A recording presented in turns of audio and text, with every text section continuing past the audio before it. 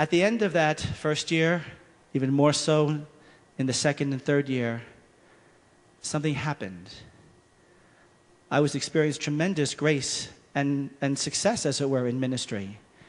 I was experiencing a greatness and a joy, and I was seeing something of the glory of God in the work that was being done. And I remember saying to the Lord, I said, Lord, what was the difference between what I did in the parish, poorly and not well, and what's happening here?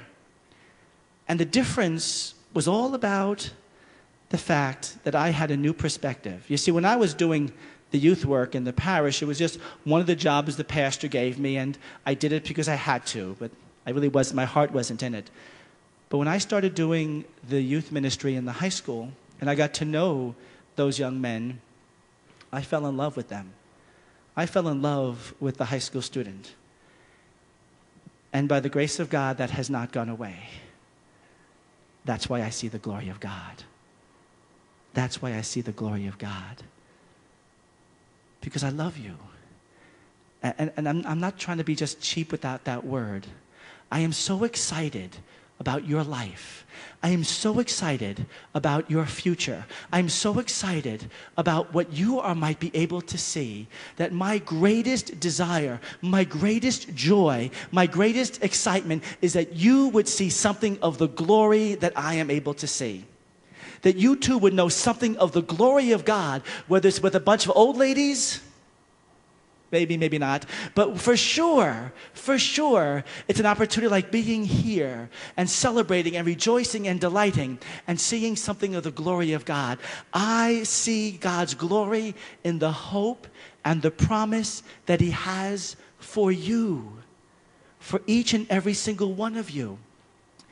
It's no doubt, I know perfectly well, while the most successful youth minister that we ever had in the church was in his 80s by the time he died, and by the time he died, you could barely understand him, and yet when he died, millions of you went to his funeral.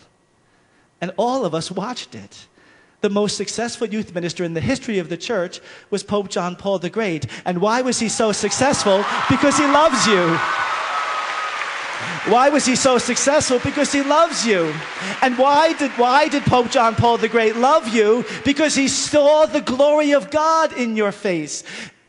At the end of the great year of the Jubilee, he writes this letter to all the church, setting up forth a plan for the next millennium. And to do that, he reflects a bit about the Jubilee year that had just passed.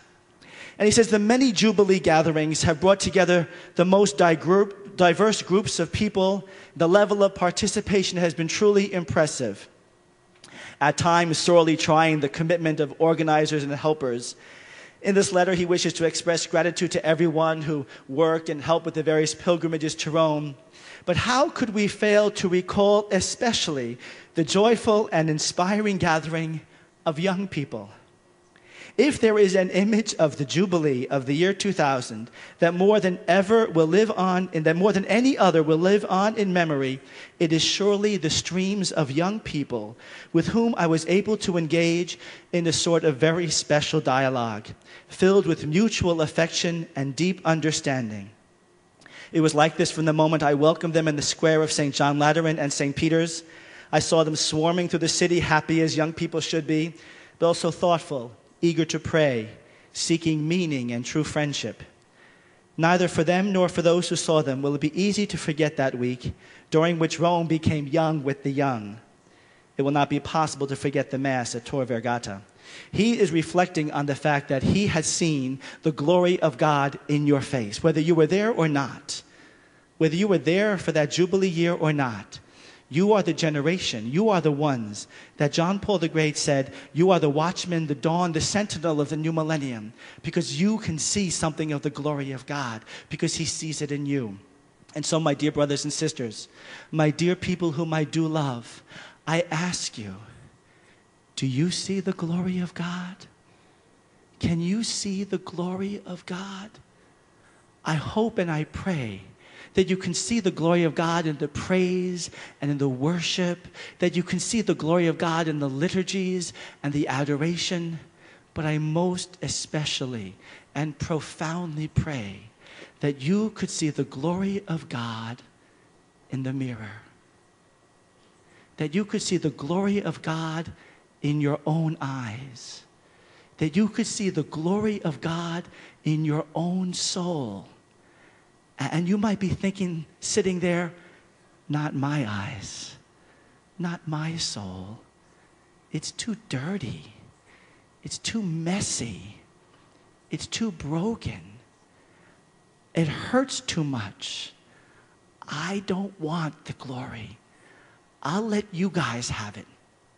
You deserve it. I don't. And if you have any feeling like that, God wants to speak to your heart right now. Don't be afraid. Maybe you're sitting here thinking, this is good, Father John. Preach this, because the person I brought really needs to hear this. Yeah, get it to them. Let them get the message. And if at all you're saying, let this message be for somebody else who really needs it, God wants to speak to your heart now too. Indeed, there's nobody in this place that God is not asking you right now, please, he begs you, please, he exhorts you. He wants you to see his glory, and he wants you to see it within your very self. Saint Irenaeus, one of the fathers of the church, says that the glory of God is the human person fully alive. The glory of God is the human person fully alive, not half alive, not partially alive, but gloriously alive. There's a wonderful story in John chapter 11, and it's the resurrection of Lazarus. And in that story, in that historical account, Jesus comes to the tomb of Lazarus, who has already been dead 4 days. And he says to the people, roll away the stone. Roll away the stone. And they say, it's been 4 days, he stinks. You ever feel that about ourselves? I stink. I'm dead. I have nothing here. I have no hope. I have no promise. I stink. And Jesus says to us, didn't I tell you that if you believed, you would see the glory of God? Roll away the stone. Lazarus, come out. And then there was probably a bit of a pause in which all these people must have been thinking, he's lost it. Oh my gosh. He got all their hopes and expectations up, and he's not coming out. What can we do about it? How can we kind of cover it up? Oh, let's break into small groups and discuss it, and that way we might not have to see it. And then they heard, probably more like a hop because he was all bound up, and suddenly at the mouth of that cave comes a man who's no longer dead, Lazarus. Unbind him, let him go free. The gospel stories tell this account of a blind man on the side of the road, begging. He hears that Jesus is passing by, and he cries out, Jesus, Son of David, have pity on me.